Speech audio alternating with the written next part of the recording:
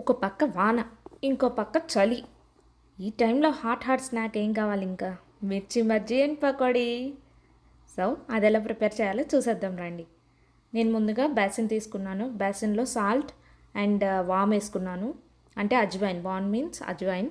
ఇవన్నీ యాడ్ చేసుకొని వాటర్తో మిక్స్ చేసుకున్నాను నీట్గా. మిక్స్ చేసుకొని అది జావగా రాకూడదు, కొంచెం థిక్ కన్సిస్టెన్సీ ఉంటేనే అప్పుడు బజ్జీకి పడుతుంది అనమాట మనకి మిర్చికి. సో మిర్చి తీసుకొని హాట్ ఆయిల్లో వేసుకొని వేపుకోవడమే. బజ్జీ కొంచెం వేగిన దాకా మనం హైలోనే ఉంచుకొని చక్కగా వేపుకోవాలి. చూసారు కదా, చక్కగా వేగిపోతున్నాయి.